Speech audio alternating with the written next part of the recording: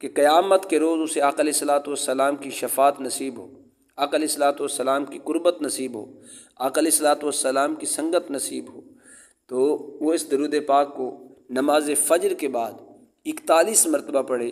بسم اللہ الرحمن الرحیم، اللہم صلی علی سیدنا و مولانا محمد وعلی آل سیدنا و مولانا محمد وبارک وسلم وصلوا علیہ۔ جی ناظرین کرام، امید کرتا ہوں آپ خیر و عافیت سے ہوں گے، اور دعا گو ہوں کہ مالک کائنات آپ کو ہمیشہ سلامت رکھے۔ آقا علیہ الصلوۃ والسلام کی بارگاہ میں زیادہ سے زیادہ درود و سلام پڑھتے رہیں، مالک کائنات آپ کو دارین کی خوشیاں نصیب فرمائے۔ احباب ذی وقار، آج کا جو ٹاپک ہے وہ ہے قیامت کے دن یعنی میدان حشر میں درود پاک پڑھنے والوں کو اللہ رب العزت کیا مقام عطا فرمائے گا۔ اس سے پہلے کہ میں آپ کو درود پاک پڑھنے کی فضیلت کی طرف لے جاؤں، اس سے پہلے چند باتیں آپ کو قیامت کے دن کی سنا لوں کہ قیامت کا دن کیسا ہوگا۔ پھر آپ احباب کو بخوبی علم ہو جائے گا کہ اتنے سختی اور تنگی والے دن جس کو درود پاک کے اتنے فیوز و برکات ملیں، تو پھر درود پاک کی اہمیت سے ہی آپ کے سامنے واضح ہوگی۔ سب سے پہلے ہے قیامت کیا ہے۔ قیامت ایک عظیم حادثہ ہے۔ یہ وہ عظیم حادثہ ہے کہ تم کیا جانو کہ یہ عظیم حادثہ کیا ہے۔ وہ دن یعنی قیامت کے دن جب لوگ بکھرے ہوئے پروانوں کی طرح اور پہاڑ رنگ برنگ کے دنکی ہوئی اون کی طرح اڑ رہے ہوں گے، یعنی جب قیامت برپا ہوگی تو حالات ایسے ہو جائیں گے کہ یہ پہاڑ ایسے اڑ رہے ہوں گے جیسے روئی اڑتی ہے۔ اور آپ احباب کو علم ہوگا کہ یہ قیامت ہے، یہ جب برپا ہوگی تو یہ جو سیارے چل رہے ہیں یہ آپس میں ٹکرا جائیں گے، یعنی سورج چاند سے ٹکرا جائے گا، چاند ستاروں سے، مریخ مشتری سے، تو یہ ساری کائنات جو ہے ایک مرتبہ الٹ پلٹ ہو جائے گی۔ تو یہ جو اتنی سپیڈ سے چل رہے ہیں سیارے، جب یہ ٹکرائیں گے تو کیا ہوگا؟ آئیے تھوڑا سا پہلے آپ کو ایک مثال سے واضح کرتا چلوں۔ اللہ نہ کرے آپ نے کبھی ایکسیڈنٹ دیکھا ہو، روڈ ایکسیڈنٹ، جب دو گاڑیاں آپس میں ٹکراتی ہیں تو کیا ہوتا ہے؟ اب ان کی سپیڈ بڑی محدود ہوتی ہے گاڑیوں کی، پھر گاڑی بھی چھوٹیاں ہیں۔ اب آپ خود اندازہ لگا لیں کہ جب اتنے بڑے بڑے جو سیارے اللہ رب العزت نے بنائے ہیں، جب یہ آپس میں ٹکرائیں گے تو کیا حال ہوگا؟ تو یہ ہے قیامت۔ اب آگے قرآن مجید میں سورہ حج میں اللہ رب العزت نے ہولناک زلزلے کا ذکر فرمایا ہے کہ جب قیامت برپا ہوگی تو زلزلہ آئے گا، جس کا ترجمہ یہ آیت کریمہ کا لوگو اپنے رب کے غضب سے بچو۔ حقیقت یہ ہے کہ قیامت کا زلزلہ بڑی ہولناک چیز ہے۔ اب جب زلزلہ آتا ہے تو زمین تھر تھر کانپتی ہے، اور جب بروز قیامت آئے گا تو آپ خود اندازہ لگائیں کہ وہ کتنا مشکل دن ہوگا۔ آگے سورہ مرسلات میں ایک آیت کریمہ کا ترجمہ ہے، کس دن کے لیے یہ کام یعنی قیامت برپا کرنے کا کام اٹھا رکھا گیا ہے؟ فیصلے کے دن کے لیے۔ تو یہ جو قیامت کا دن ہے یہ فیصلہ کن دن ہوگا، جس دن فیصلہ کیا جائے گا کہ کس نے کتنا عمل کیا ہے۔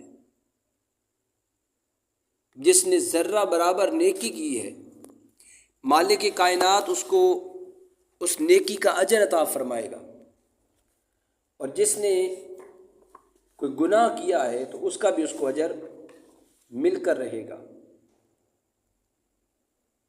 جیسا کہ قرآن مجید میں اللہ رب العزت نے ارشاد فرمایا، فمن یعمل مثقال ذرۃ خیرا یرہ، تو جس نے ذرہ برابر نیکی کی ہوگی وہ اسے نیکی کو دیکھ لے گا۔ ومن یعمل مثقال ذرۃ شرا یرہ، اور جس نے ذرہ برابر برائی کی ہوگی وہ بھی اپنے کیے کو دیکھ لے گا۔ تو مطلب یہ ہے کہ قیامت کا دن جو ہے یہ فیصلہ کن دن ہوگا، جب مالک کائنات جو انسان نے اس دنیا میں رہتے ہوئے کیا وہ اس کے سامنے لایا جائے گا، رزلٹ کا دن ہوگا۔ تب پتہ چلے گا کہ ہم نے اپنی زندگی میں کیا کیا۔ عزیزان گرامی قدر، یہ فیصلے کا دن ہوگا آگے، اور یہ قیامت کا جو دن ہوگا یہ حساب کا بھی دن ہوگا، حساب دینا ہوگا۔ حدیث مبارکہ میں آتا ہے، تاجدار کائنات صلی اللہ علیہ وآلہ وسلم نے ارشاد فرمایا، کوئی شخص اس وقت تک جنت میں داخل نہیں ہوگا جب تک وہ 3 سوالوں کے جواب نہیں دے لے گا۔ پہلا سوال یہ کہ جوانی کیسے گزاری، دوسرا سوال یہ مال کہاں سے کمایا، اور تیسرا سوال یہ ہے کہ مال خرچ کہاں پہ کیا۔ احباب ذی وقار، یہ بڑے مشکل سوال ہیں، بظاہر دیکھنے میں بہت شارٹ ہے۔ جوانی کن کاموں میں گزاری؟ ہمارے اس معاشرے میں جب کوئی بندہ بزرگ ہو جاتا ہے، جب خواہشات بندے کی ختم ہو جاتی ہیں، اولاد والدین کی رسپیکٹ نہیں کرتی، جب بابا جی بزرگ ہو گئے تو بابا جی اللہ رب العزت کے گھر کے ساتھ انہوں نے اپنا تعلق بنا لیا، ماشاءاللہ 5 وقت کی نماز شروع کر دی۔ تو یہ بہت اعلیٰ عمل ہے کہ عمر کے اس حصے میں بھی اگر بندہ اللہ رب العزت کے گھر سے اپنا تعلق بنا لے تو۔ لیکن کمال یہ نہیں، کمال یہ ہے کہ بندہ جوانی کے عالم میں جب چاروں طرف خواہشات کے ڈیرے ہوں، چاروں طرف خواہشات کھینچ رہی ہوں نوجوان کو برائی کی طرف، بے حیائی کی طرف، دنیا کے لالچ کی طرف، دنیا کے کمانے کی خاطر، جب دنیا کھینچ رہی ہو تو یہ ادھر سے اپنا دامن بچا کے مسجد میں آئے، یہ کمال ہے، یہ کمال بندگی ہے۔ اسی لیے بزرگان دین فرمایا کرتے ہیں، وہ فرماتے ہیں کہ جوانی کی توبہ یہ پیغمبروں کا شیوا ہے۔ تو حدیث مبارکہ ہے، آقا علیہ الصلوۃ والسلام نے ارشاد فرمایا، قیامت کے دن سوال ہوگا جوانی کیسے گزاری؟ تو میں کہتا ہوں کمال تو وہ شخص ہوگا جس کی جوانی نمازوں میں گزری ہوگی، جن کی جوانی آقا علیہ الصلوۃ والسلام کی بارگاہ میں درود و سلام پڑھتے ہوئے گزرے گی، جن کی جوانی اللہ اور اس کے رسول کی محبت میں گزرے گی، جن کی جوانی اللہ اور اس کے رسول کی اطاعت و فرما برداری میں گزرے گی۔ یہی تو وہ زندگی ہے جو رب کائنات کی ذات، رب تعالیٰ کی ذات چاہتی ہے ہم سے۔ تو مالک کی کائنات سوال کرے گا جوانی کیسے گزاری۔ دوسرا سوال ہوگا مال کہاں سے کمایا، کون سا کاروبار تھا جہاں سے مال کمایا، کہیں رزق حرام تو نہیں تھا، کہیں کسی کا حق تو نہیں مارا، کہیں کسی کی زمین کا حصہ تو نہیں کھایا، کہیں کسی کی چوری تو نہیں کی۔ تو دوسرا سوال ہوگا مال کہاں سے کمایا۔ اب جوانی بھی اچھی گزاری ہے، مال کمایا بھی اچھا ہے، اب اگلا سوال ہوگا کہ یہ خرچ کہاں کیا ہے، کن کاموں میں کیا، فضول خرچی کرتے ہوئے یا اللہ اور اس کے رسول کے دین پہ خرچ کیا، اولاد کے لیے محلات بنائے، یا کہ مسجدوں کے ساتھ، مدارس کے ساتھ بھی تیرا اچھا تعاون رہا، غریبوں اور یتیموں کے ساتھ کی تو کیسا تیرا رویہ تھا۔ تو یہ قیامت کا دن حساب ہوگا کہ آپ نے مال کہاں خرچ کیا۔ عزیزان گرامی قدر، بات مال پہ ہوتی رہی تو بڑا وقت لگ جائے گا، مگر چونکہ میں آگے یہ قیامت کی ہولناک منظر آپ کے سامنے پیش کر کے اب درود پاک کی جو برکات ہے وہ پیش کرنا چاہتا ہوں۔ اب سنیے گا آگے۔ یقیناً قیامت کی گھڑی آنے والی ہے اور اس کے آنے میں کچھ شک نہیں، مگر اکثر لوگ اس کو نہیں مانتے۔ اصل وعدے کا دن تو قیامت کا ہے اور وہ بڑی آفت اور نہایت تلخ سات یعنی گھڑی ہے۔ لوگ تم سے پوچھتے ہیں، پیارے محبوب آپ سے لوگ پوچھتے ہیں کہ قیامت کی گھڑی کب آئے گی؟ کہو کہ اس کا علم تو اللہ رب العزت کی ذات کو ہی ہے۔ قیامت کیسے بپا ہوگی؟ حضور نبی رحمت شفیع معظم تاجدار بطحہ صلی اللہ تعالی علیہ وآلہ وسلم کہ عظیم پروانوں، قرآن مجید میں اللہ رب العزت نے ارشاد فرمایا ہے، اور اس روز سور پھونکا جائے گا اور سب کے سب لوگ گر کر مر جائیں گے جو آسمانوں اور زمینوں میں ہیں، سوائے ان کے جنہیں اللہ زندہ رکھنا چاہے گا۔ پھر ایک دوسرا سور پھونکا جائے گا اور یکا یک سب کے سب اٹھ کھڑے ہوں گے اور دیکھنے لگیں گے۔ زمین اپنے رب کے نور سے چمک اٹھے گی اور کتاب اعمال لا کر سامنے رکھ دے گی۔ دوسری آیت کریمہ میں اللہ پاک نے اس منظر کو یوں بیان فرمایا ہے سورہ نازعات میں، جس روز ہلا مارے گا زلزلہ اور زلزلے کا جھٹکا، اور اس کے پیچھے ایک اور جھٹکا پڑے گا۔ کچھ دل ہوں گے جو اس روز خوف سے کانپ رہے ہوں گے، نگاہیں ان کی سہمی ہوئی ہوں گی۔ اور قیامت کیوں آئے گی؟ قیامت کیوں بپا ہوگی؟ قیامت اس لیے آئے گی کہ اللہ رب العزت جزا عطا فرمانا چاہتا ہے جو لوگ اللہ اور اس کے پیارے محبوب صلی اللہ علیہ وآلہ وسلم پر ایمان لائے، جنہوں نے قرآن مجید پر ایمان لایا، قرآن مجید کے احکام پہ عمل پیرا ہوئے، اپنی زندگی کو اللہ اور اس کے رسول کی اطاعت و فرما برداری میں گزاری، اللہ اور اس کے پیارے محبوب کے عشق اور محبت میں گزاری۔ مالک کائنات یہ قیامت کا دن اس لیے بپا کرے گا کہ ان کو مالک جزا دینا چاہتا ہے کہ اگر تم نے اپنی زندگی میں اپنی چاہتوں کو اگر میری بارگاہ میں قربان کیا ہے، اپنی خواہشات کو، اپنی لذات کو اگر قربان کر کے میری بارگاہ میں آئے ہو تو آؤ آج دیکھوں میں تمہیں، دیکھو ذرا کہ میں تمہیں کس طرح نوازتا ہوں۔ اس لیے قیامت بپا ہوگی۔ اور جو برے اعمال کرتے ہیں مالک کائنات ان کو ایک سکھانا چاہتا ہے کہ میری نافرمانی کرنے کا آج دیکھو کہ تمہیں کیا اجر ملتا ہے، کیا صلہ ملتا ہے۔ اللہ رب العزت قیامت کے عذاب سے سرکار کی ساری امت کو محفوظ رکھے۔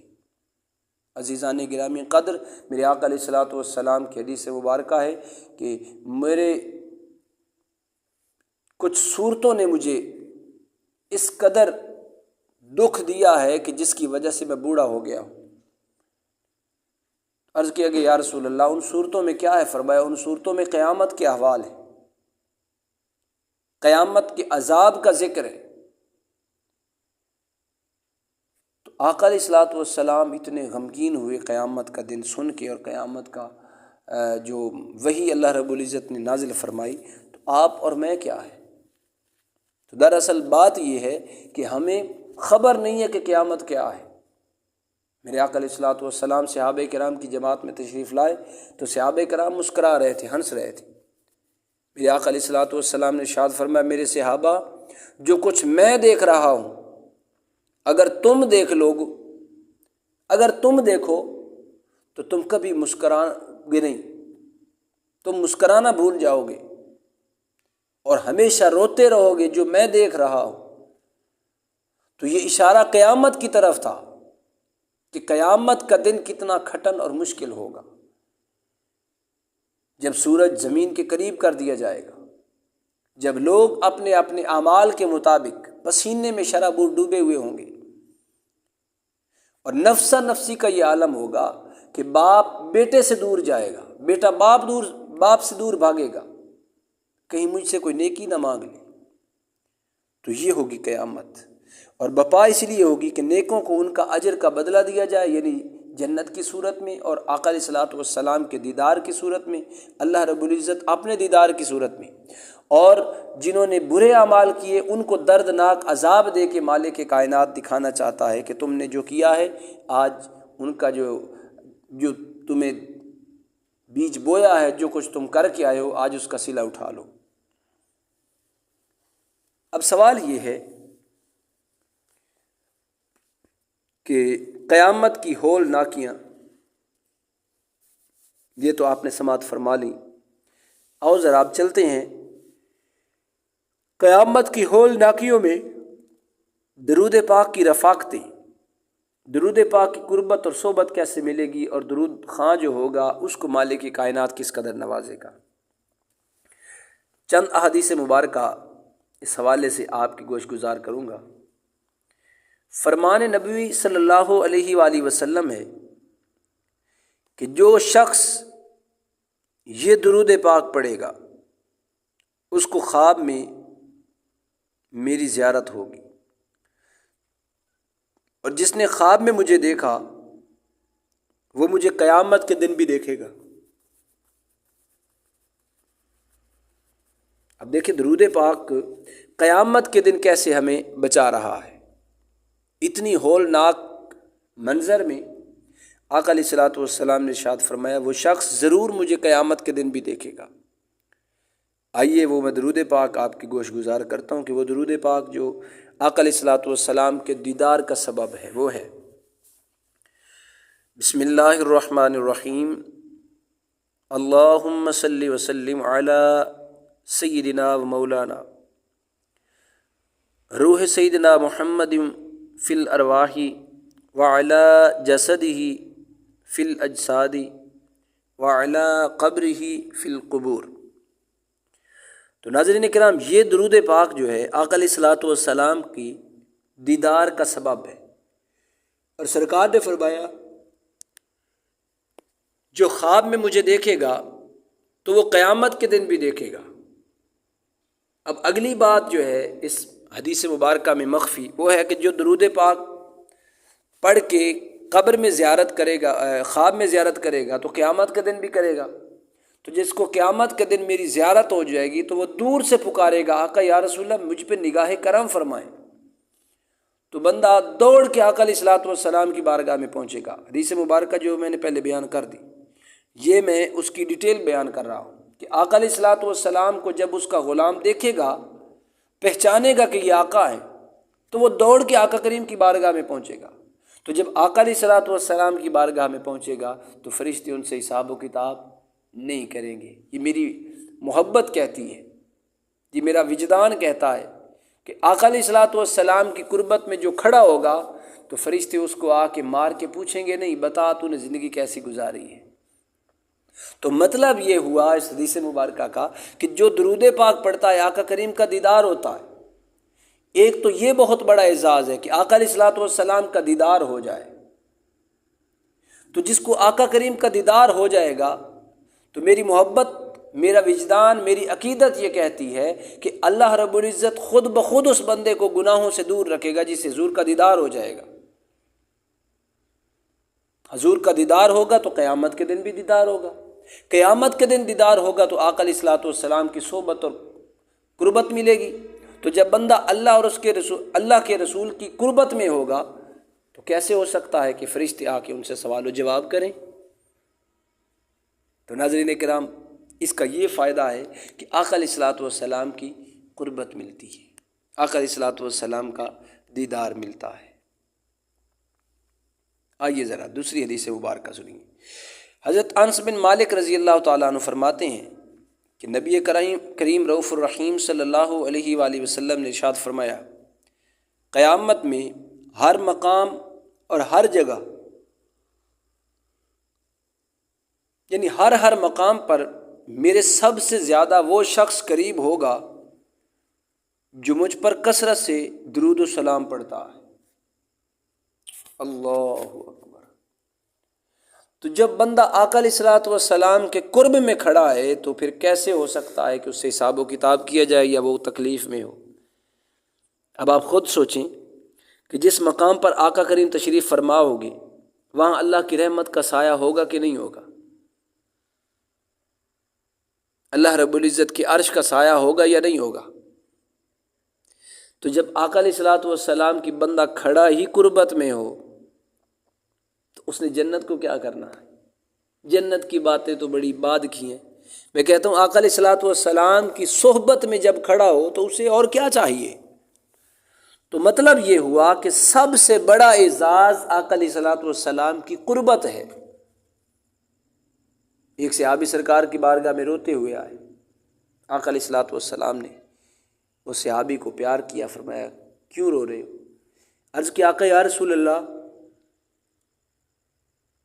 میرا گھر دل نہیں لگتا، لیکن آقا جب آپ کا دیدار کرتا ہوں، آپ کی صحبت میں آ کے بیٹھتا ہوں تو آقا میرے دل کو قرار آ جاتا ہے، مجھے سکون ملتا ہے۔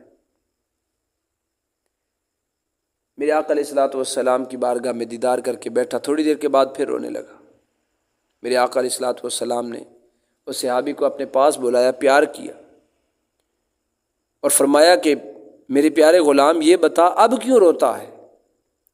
عرض کیا آقا یا رسول اللہ صلی اللہ علیہ وآلہ وسلم ذہن میں خیال آیا ہے کہ یہاں تو آقا جب دل بے قرار ہوتا ہے تو آپ کی صحبت میں آ جاتے ہیں، آپ کی قربت میں آ کے بیٹھتے ہیں، تو آپ کی قربت میں بیٹھنے سے اللہ رب العزت جو ہے ہمیں سکون عطا فرما دیتا ہے، ہمیں سکون ملتا ہے۔ تو آقا یا رسول اللہ مجھے ڈر اس بات کا ہے کہ اگر ہم قیامت کے دن جنت میں بھی چلے گئے تو چونکہ آپ سید الانبیاء ہیں، آپ تو انبیاء کے بھی امام ہیں، تو آپ کا درجہ تو بہت بلند ہوگا۔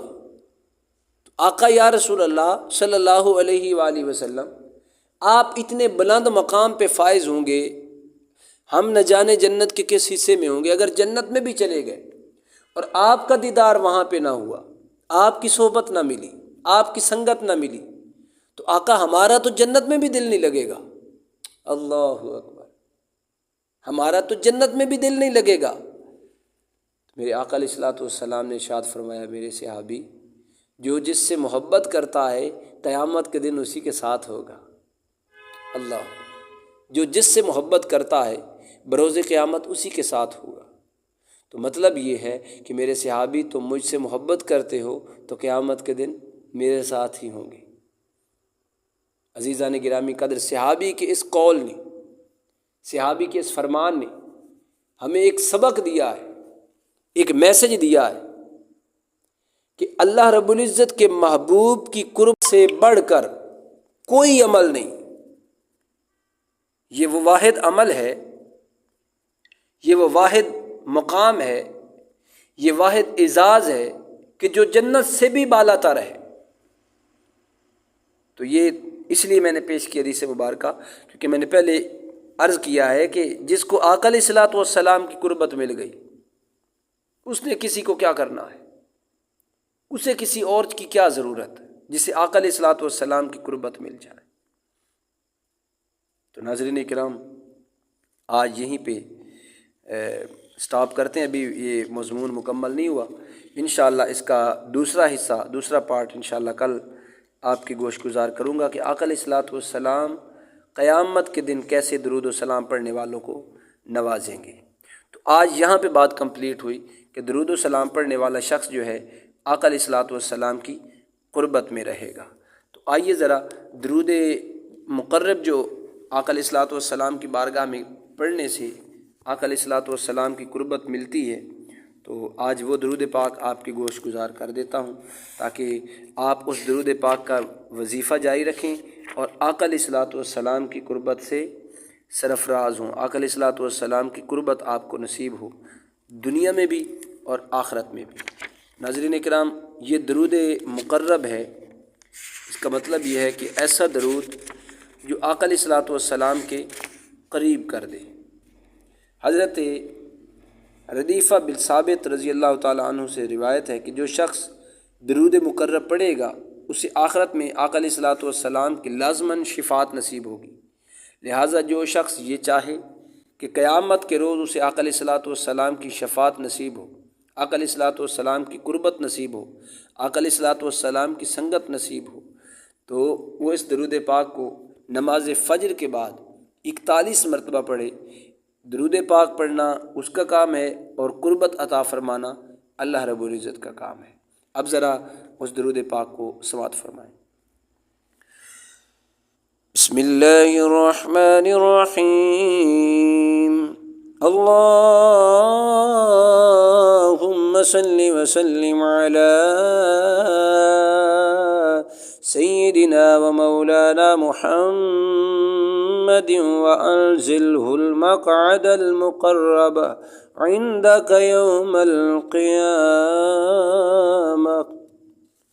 ترجمہ سماعت فرمائیں۔ اے اللہ، ہمارے سردار جناب محمد مصطفیٰ صلی اللہ علیہ وآلہ وسلم پر درود و سلام بھیج اور قیامت کے دن انہیں بلند مقام پر بٹھا جو تیرے زیادہ مقرب ہو۔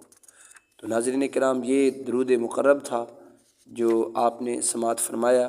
میں امید کروں گا کہ آج کی یہ ویڈیو آپ کو پسند آئے گی۔ اگر ویڈیو پسند آئے تو برائے مہربانی ویڈیو کو لائک کر دیں۔ اگر آپ چینل پہ نئے ہیں تو چینل کو سبسکرائب کر دیں، ساتھ میں لگے بیل آئیکن کو ضرور پریس کریں تاکہ میری ہر آنے والی ویڈیو کا نوٹیفیکیشن آپ احباب کو بآسانی مل سکے۔ مالک کائنات آپ کو دو جہانوں کی خوشیاں نصیب فرمائے، ہمیشہ شاد رہیں، آباد رہیں، آقا علیہ الصلوۃ والسلام کی بارگاہ میں درود و سلام کا نذرانہ پیش کرتے رہیں۔ مالک کائنات آپ کو دو جہانوں کی بھلائیاں نصیب فرمائے، آمین۔ السلام علیکم ورحمۃ اللہ تعالی وبرکاتہ۔